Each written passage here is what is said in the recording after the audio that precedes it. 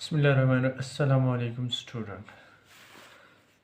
Dear students, आज के lecture में हम पढ़ेंगे क्लास 9 का न्यू चैप्टर शुरू हो रहा है जिसका नाम है एंजाइम। न्यू चैप्टर है, ठीक है।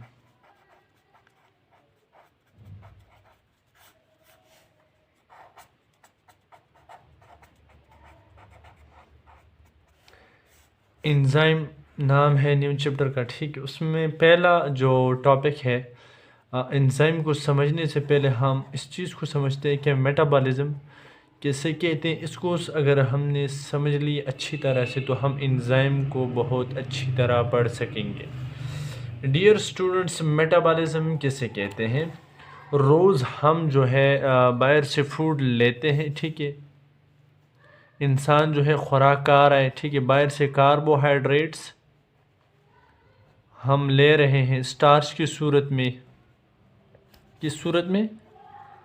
स्टार्च,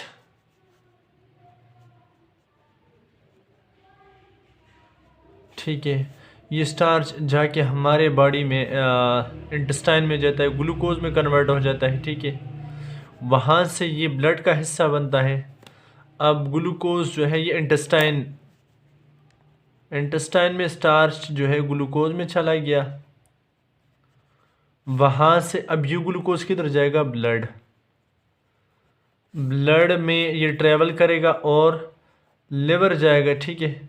लिवर में ये ग्लूकोज यूनिट आपस में मिलते हैं, मतलब ग्लूकोज ग्लूकोज इसी तरह बहुत सारे ग्लूकोज आपस में मिलते हैं, ठीक है। रिएक्शन होता है एक, जिसको आप कंडेंसेशन रिएक्शन कहते हैं, कि मुख्तलिफ छोटे यूनिट्स आपस में मिले और एक बड़ा कंपाउंड बनाए, ठीक है।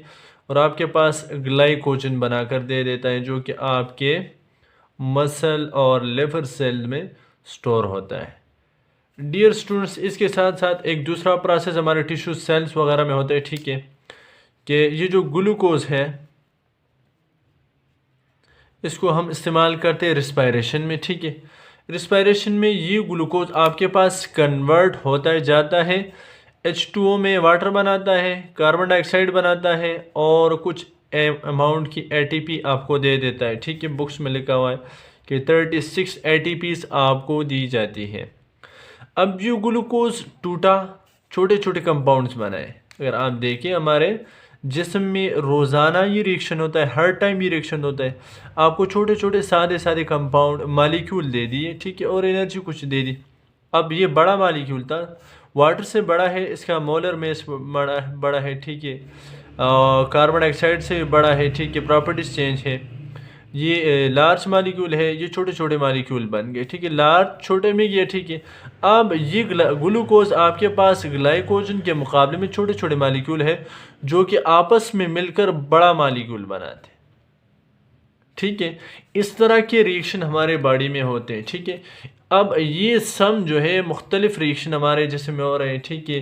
कहीं पे चीज़ टूट रही है, कहीं पे जो है छोटी चीज़ आपस में मिलकर बड़ी चीज़ बना रही है। इन रिएक्शन को मिलाकर हम कहते हैं मेटाबॉलिज्म, ठीक है। तो हम लिख सकते हैं the sum of all reaction. Definition अगर हम लिखें तो सम ऑफ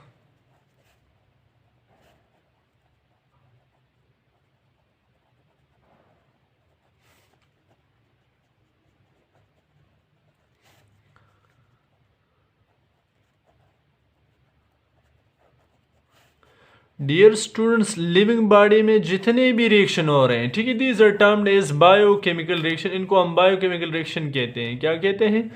बायोकेमिकल रिएक्शन। क्यों? क्योंकि वो लाइफ सस्टेनेबल रिएक्शन है, ठीक है। जितने भी रिएक्शन लिविंग बॉडी में हो रहे होते हैं वो लाइफ को सस्टेन करने के लिए हो रहे होते हैं।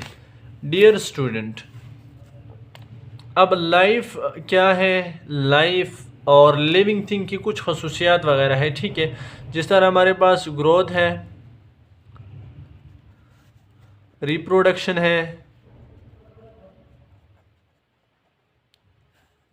इसके अलावा ब्रीथिंग वगैरह जो चीज़ें एक जानदार को, एक चीज़ को, ठीक है, एक मैटर को लिविंग बनाते हैं, these are termed as characteristics of living things, ठीक है। अब ग्रोथ के लिए चाहिए एनर्जी, रिप्रोडक्शन के लिए भी एनर्जी चाहिए, ब्रीथिंग के लिए भी एनर्जी चाहिए, कुछ मालिक्यूल चाहिए, ठीक है। ग्रोथ के लिए अब गोश्त वगैरह आपके मसल किस तरह बनते, ग्लाइकोजन चाहिए, प्रोटीन्स वहाँ बिल्डअप हो, ठीक है, फैट्स वहाँ डिपॉजिट हो, इसके लिए हमारे जिस्म में बायोकेमिकल रिएक्शन होते हैं, ठीक है। ये बायोकेमिकल रिएक्शन मुख्तलिफ रेट पर होते हैं, जल्दी होते हैं, बाज़ औक़ात हाई रेट पर भी होते हैं, स्लो स्लो भी होते हैं, ठीक है। अगर हम इसको डिस्कस करें, ये बायोकेमिकल रिएक्शन हमारे पास दो किस्म के होते हैं, एक में चीज़ बन रही होती है, दूसरे में चीज़ टूट रही होती है, ठीक है। अब इन सारों को अगर मिला लें, जिस तरह मैंने लिखा, the sum of all biochemical reaction in our body is known as, इसको आप क्या कहते हैं, मेटाबॉलिज्म। अगर मैं यहाँ एक दो एग्ज़ाम्पल लिख लूँ, ठीक है, मेटाबॉलिज्म की, कि हमारे जिस्म में कौन कौन से, जो एनिमल बॉडी है उसमें कौन कौन से रिएक्शन होते हैं, ठीक है, जिसको आप मेटाबॉलिज्म कह सकते हैं। अगर मैं लिख लूँ ग्लाइकोजिनोलाइसिस, ग्लाइकोजिनोलाइसिस ये मेटाबॉलिज्म है, ठीक है। इसके अलावा लिपोलाइसिस है, लिपोलाइसिस, इसके अलावा लिपोजेनेसिस है, इधर लिख लेते लिपोजेनेसिस, ग्लाइकोलाइसिस है, और बहुत सारे रिएक्शन हमारे जिस्म में और है, ठीक है, जिस तरह रिस्पायरेशन है वगैरह वगैरह, ठीक। अब अगर आप इस वर्ड्स पर तवज्जो दें, ग्लाइकोजिनोलाइसिस, इसमें ग्लाइकोजन जो है वो टूटता है, ग्लाइकोजन स्प्लिट कर जाते हैं और बहुत सारे n number of glucose unit बनाते हैं, ठीक है, जो कि आगे ग्लाइकोलाइसिस में टूटते हैं ग्लूकोज, ठीक है, और आपको कुछ एनर्जी देते हैं, साथ में कार्बन डाइऑक्साइड और वाटर बनता है, साथ में कार्बन डाइऑक्साइड और वाटर बनता है। अब इसमें ये चीज़ टूटी ना, इसको एक अलग नाम दिया हुआ है, ठीक है, ये भी मेटाबॉलिज्म है, ठीक है। अब लिपोजेनेसिस में क्या होता है कि बहुत सारे फैटी एसिड आपस में मिलते हैं, ठीक है, an number of fatty acids, ठीक है, जितने भी हो फैटी एसिड आपस में मिलते हैं, ठीक है, और आपके पास क्या बनाते हैं, लिपिड्स बनाते, फैट्स बनाते हैं, डियर स्टूडेंट्स, ठीक है।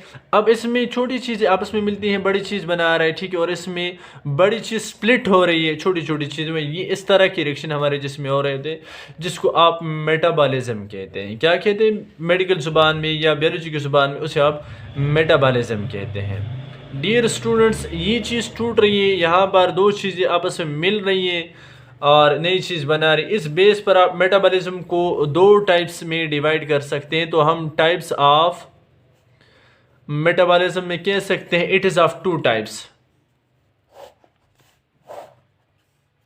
नंबर वन इज कैटाबॉलिज्म,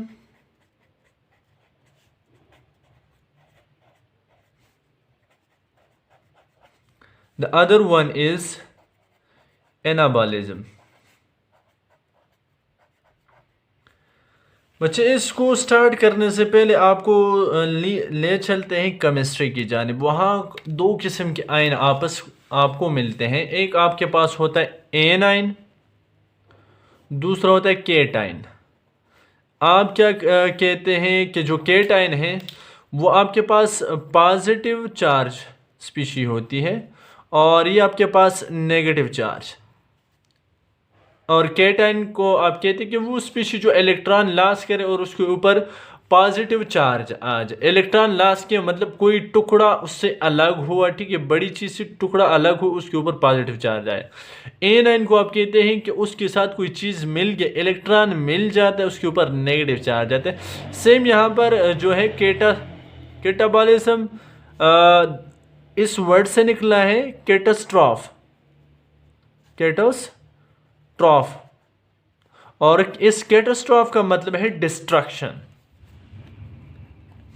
जिसका मतलब क्या है, डिस्ट्रक्शन। डियर स्टूडेंट्स, आपको पता है डिस्ट्रक्शन में क्या होता है कि बड़ी बड़ी चीज़ें जो है वो टूट जाती है, टूट फूट का शिकार हो जाती हैं। तो हम कह सकते हैं कि large complex molecule or compound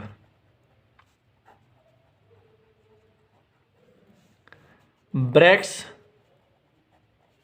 break into simpler one.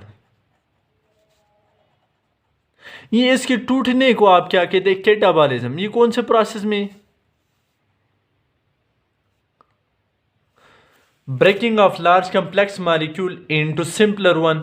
ठीक है, ऐसे भी लिख सकते हैं, into simpler one. The process is known as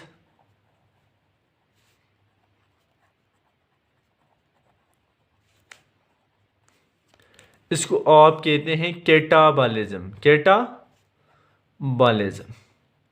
अब इस कैटाबॉलिज्म के एग्जाम्पल देखते हैं हमारे जिस्म में कौन कौन से रिएक्शन कैटाबॉलिज्म के ज़मरे में आते हैं। ठीक है डियर स्टूडेंट्स, हमारे जिस्म में ग्लाइकोलिसिस होती है, रिस्पायरेशन का एक इवेंट है। इसके अलावा ग्लाइकोजिनोलाइसिस होती है।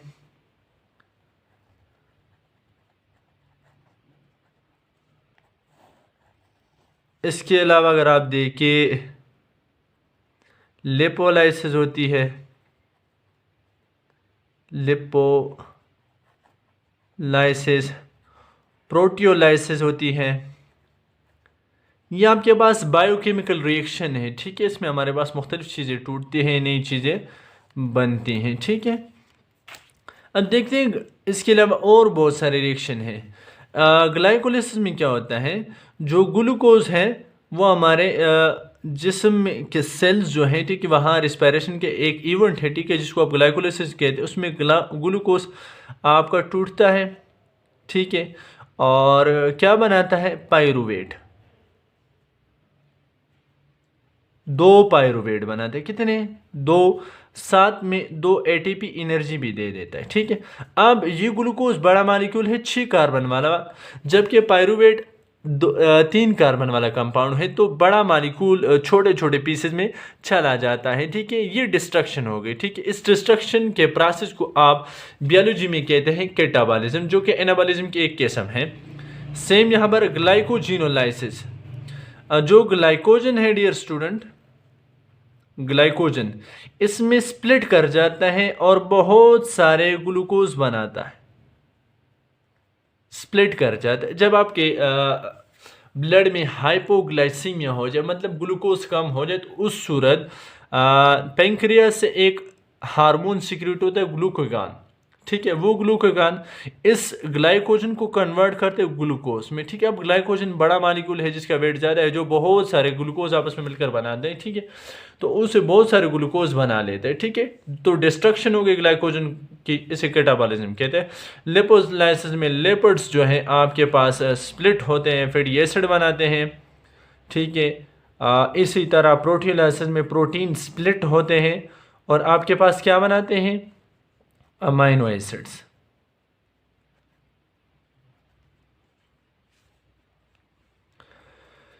अब पढ़ते हैं dear students anabolism. Dear students, ana कहते हैं टू बिल्ड अप। किस चीज को कहते हैं? To build up, to construct, to build up, to construct. ये टाइप है मेटाबॉलिज्म की, टाइप ऑफ मेटाबॉलिज्म। अगर आप नोट्स लिखते हैं तो इसी तरह कैटाबॉलिज्म के साथ भी लिख लें, टाइप ऑफ मेटाबॉलिज्म, जिसमें क्या है? In which small simpler molecule combines and form a large complex molecule compound.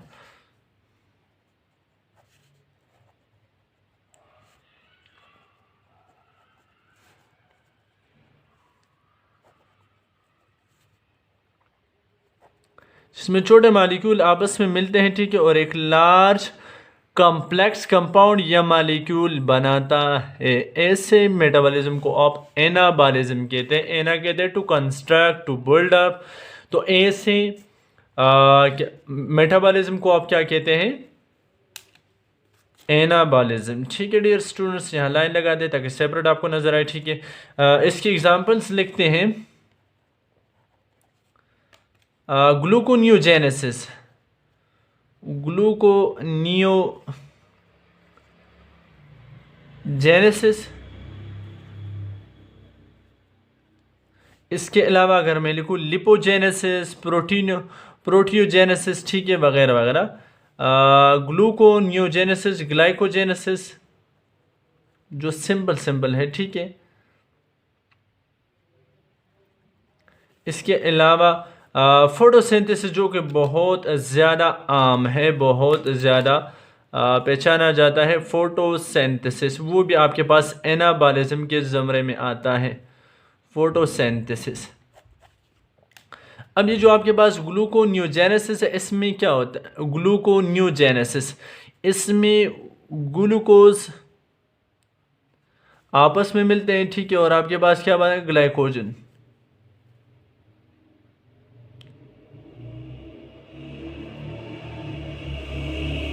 इसमें आपके पास ग्लूकोज आपस में मिलते, ग्लाइकोजन, और ग्लाइकोजन कन्वर्ट हो जाता है प्रोटीन्स में, ठीक है।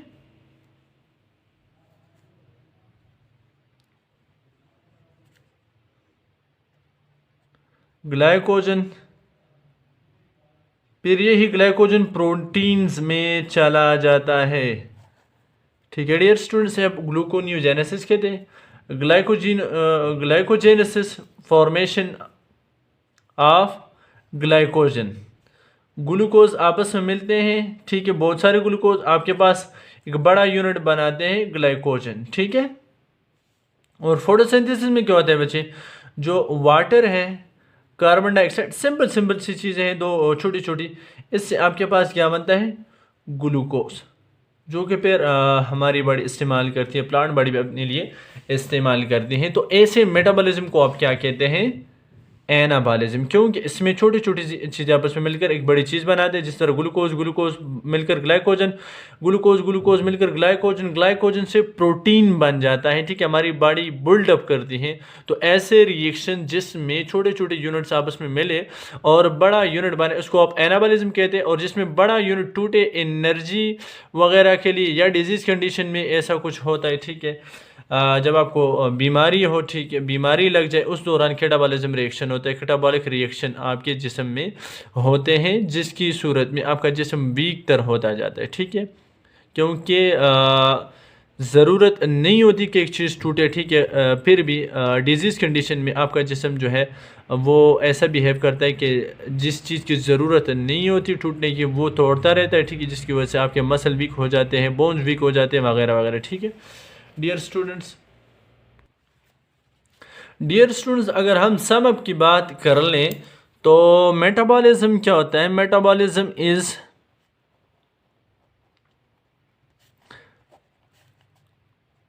कंस्ट्रक्टिव, जिसमें चीज़ें बन भी रही हैं, ठीक है, एंड डिस्ट्रक्टिव प्रोसेस, ऐसा प्रोसेस है जिसमें एक चीज़ बनती भी है और टूटती भी है।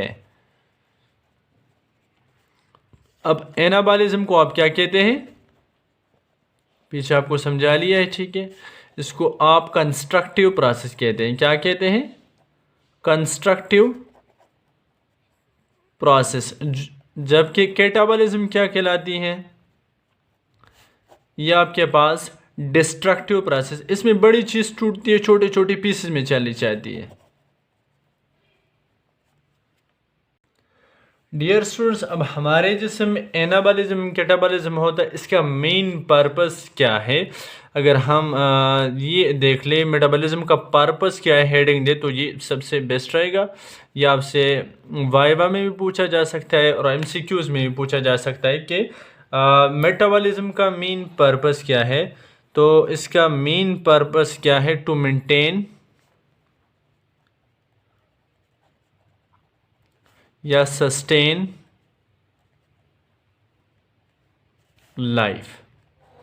लाइफ को मेंटेन रखना, ठीक है। मुख्तलिफ़ किस्म के रिएक्शन होते हैं, जिस तरह मैंने आपसे कहा बायोकेमिकल रिएक्शन, हमारे जिसम में जितने केमिकल रिएक्शन है वो लाइफ सस्टेनेबल रिएक्शन, ये लाइफ सस्टेनेबल रिएक्शन है, ठीक है। लाइफ सस्टेन करने के लिए हमारे जिसम में हो रहे हैं, ठीक है, ताकि हमारी बॉडी रेजिस्ट करे चेंज के ख़िलाफ़, ठीक है, और एक नॉर्मल इन्वायरमेंट हमारे जिसम में हो और लाइफ में कोई डिस्टर्बेंस ना हो। अगर हमारे जिसम में कोई भी डिस्टर्बेंस आता है तो उस डिस्टर्बेंस को या हम डिसऑर्डर का नाम देते हैं या हम डिजीज़ का नाम देते हैं, ठीक है। या कहते हैं कि म्यूटेशन हो गई फलाना, वो डिजीज़ और डिसऑर्डर में सारी चीज़ें आ जाती हैं। अब मेटाबॉलिज्म जो है अगर नॉर्मल हो तो आप हेल्दी होते हैं। अगर एनाबॉलिज्म ज़्यादा हो जाते, कैटाबॉलिज्म कम हो जाते तो भी मसला है। कैटाबॉलिज्म कम होती है, ज़्यादा होती है, एनाबॉलिज्म कम होती है तो उस सूरत में भी मसला हो सकता है, ठीक है। इन दोनों का नॉर्मल रेट पर होना किस चीज़ के लिए है कि मेंटेन लाइफ अच्छी तरह गुजरे, लाइफ सस्टेनेबल हो, ठीक है। कोई मसला जिस्म को ना हो, किसी किस्म की ज़्यादती जिस्म में ना हो या कमी ना हो, ठीक है। डियर स्टूडेंट्स, उम्मीद करता हूँ इंशाल्लाह आज के लेक्चर में जो मेटाबॉलिज्म की बेसिक्स है हमने कवर की, और इस बात की उम्मीद कर सकता हूँ कि इस वीडियो को देखकर इसके बाद आपको किसी किस्म का मसला नहीं होगा मेटाबॉलिज्म में, ठीक है।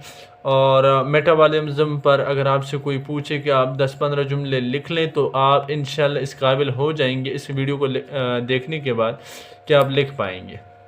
और अगर आप मेरे चैनल पर नए हैं डियर स्टूडेंट तो काइंडली चैनल को सब्सक्राइब करें और बेल आइकन दबाएं ताकि हर वीडियो आपको नोटिफिकेशन के साथ मिले, और अपने दोस्तों के साथ लाजमी शेयर करें अगर आपको मेरी वीडियो अच्छी लगे। Thank you.